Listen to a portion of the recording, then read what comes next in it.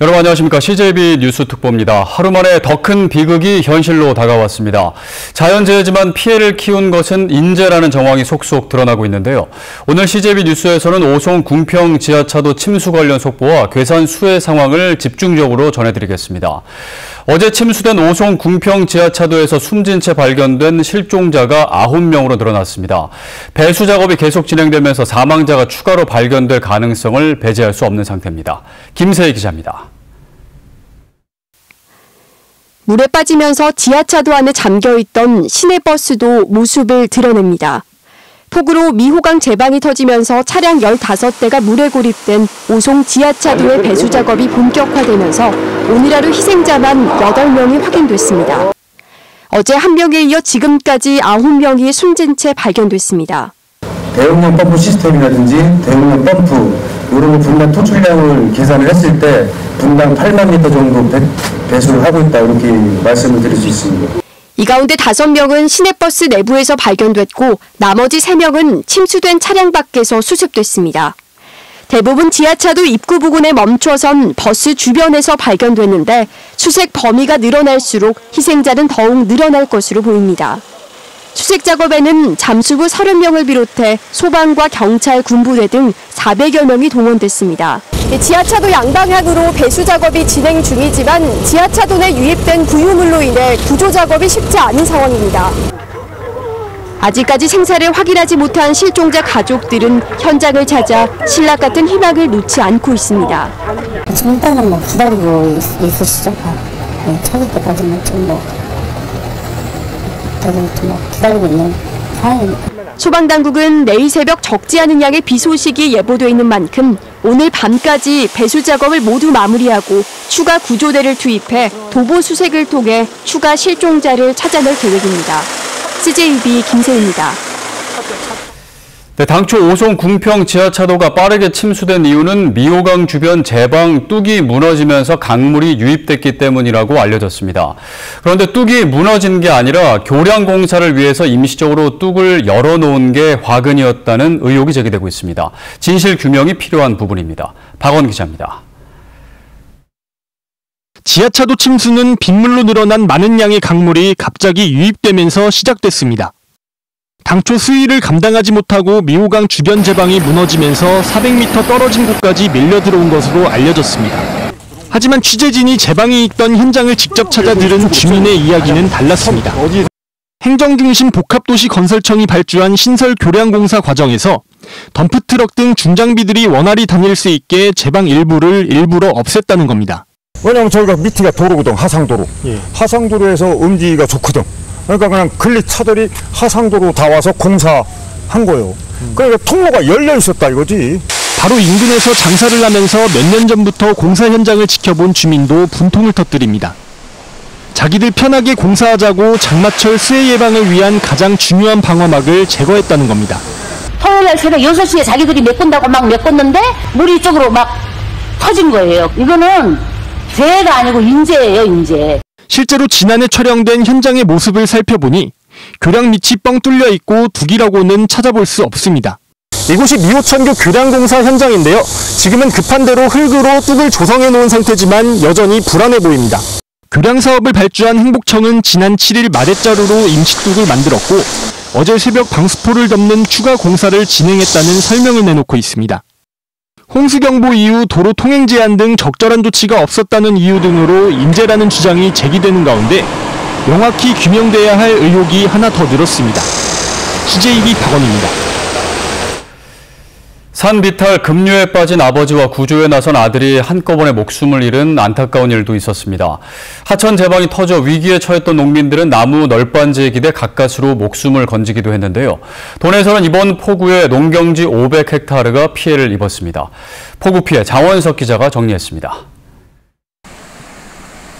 폭우에 휩쓸린 60대 아버지와 이를 구하려던 30대 아들이 모두 목숨을 잃는 안타까운 일이 벌어졌습니다. 출산이 임박한 가축을 돌보러 갔다가 산 비탈에서 쏟아지는 급류에 변을 당한 것으로 알려졌습니다. 아무도 없죠. 다 실어가서 비 많이 왔어요. 그 집에서도 우리 채물하고 저기하고 내려오고 저거 사람은 저 산비 아래서 물이 내려오고 그래. 사고가 난 괴산 지역에는 하루 동안 200mm 넘는 장대비가 쏟아졌습니다. 시간당 최고 80mm의 많은 비가 내리면서 괴산댐에 물이 넘쳐 인근 주민 8,000명이 긴급 대피했지만 현재는 대부분 귀가한 상태입니다. 막 억수같이 쏟아졌죠. 물이 많이 내려갔어요. 저희 비탈인데 물이 많이 이만큼씩 막 빠지도록 내려가가지고 좀 힘들었어요. 어제 하루 종일. 청주 성남천의 제방이 유실돼 흙탕물이 인근 농경지와 시설 재배단지를 덮쳤습니다. 미처 빠져나오지 못한 농민들은 널빤지를 타고 나무 막대를 저어가며 가까스로 목숨을 구했습니다. 물이 빠진 농경지는 갯벌이나 다름없습니다. 네, 지금 제 뒤로 보시는 것처럼 성남천 제방 50m가 붕괴되면서 농경지 53만 제곱미터가 그대로 물에 잠겼습니다. 하지만 인력 부족으로 응급복구는 엄두조차 내지 못하고 있습니다. 지금까지 충북 도내에서는 500헥타르의 농경지가 침수 또는 유실되는 피해를 입었습니다. 도내 전역 평균 340mm의 비를 쏟아낸 이번 폭우는 고은 속리산에 시간당 최고 42.5mm의 비를 뿌렸고 청주 미원 지역이 474mm로 최고 강수량을 기록했습니다. CJB 장원석입니다. 한때 댐 상단으로 물이 넘치는 원류 현상이 나타났던 괴산댐의 수위가 안정을 찾았습니다. 괴산수력발전소는 괴산댐 수위가 제한 수위 134m 아래로 내려옴에 따라 한때 초당 2,500톤까지 늘렸던 방류량을 300톤 정도로 대폭 줄였습니다. 하류인 목도교에 내려졌던 홍수주의보도 해제됐습니다. 한강홍수통제소는 어젯밤 11시 목도교 홍수경보를 주의보로 하향한 뒤 오늘 아침 6시 30분을 기해 주의보도 해제했습니다. 목도교 수위는 한때 8m를 넘겼지만 지금은 3m 아래로 내려왔습니다. 사흘간 400mm의 폭우가 내린 괴산군에는 200가구가 넘는 이재민이 발생했습니다. 괴산군은 간물면과 칠성면, 청천면 등지에서 260여 가구, 560여 명의 이재민이 발생해 임시 대피소 44곳에 임시 거주 중이라고 밝혔습니다. 또 신속한 피해 전수 조사를 벌여 복구 방안과 지원 대책을 마련하기로 했습니다. 국회 여야 지도부는 오늘 폭우 피해를 입은 청주 오송과 괴산 지역을 잇따라 방문해 특별 재난지역 선포 등 적극적인 지원을 약속했습니다. 국민의힘은 윤재욱 원내대표가 주민대피령을 발령됐던 괴산댐 인근 침수 지역을 찾아 송인원 괴산군수와 댐 안전대책을 논의하고 신속한 특별 재난지역 선포 등 모든 지원을 아끼지 않겠다고 말했습니다. 더불어민주당 이재명 당대표는 폭우 침수로 인명사고가 발생한 오송 궁평 지하차도와 괴산 이재민 대피소 등을 찾아 조속한 사고 수습과 함께 복구 인력 투입을 당 차원에서 요청하겠다고 밝혔습니다. 집중호우의 여파로 내일 일부 중고등학교에 등교 시간이 조정됐습니다.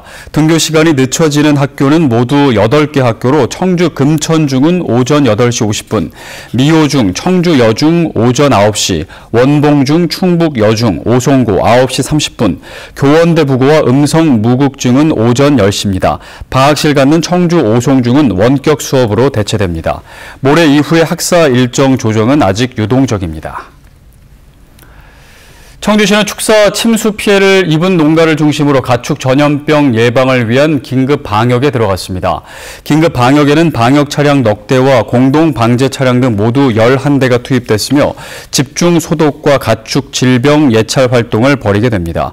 한편 이번 집중호우로 청주 지역에서는 닭 5만 마리와 오리 2만여 마리가 폐사했습니다. 네, 지금은 비가 소강 상태지만 오늘 밤부터 시작해 모레까지 또다시 많은 비가 예보되어 있습니다. 추가 피해 없도록 계속 긴장을 늦추지 말아야겠습니다. CJB 뉴스 특보 여기서 모두 마칩니다. 고맙습니다.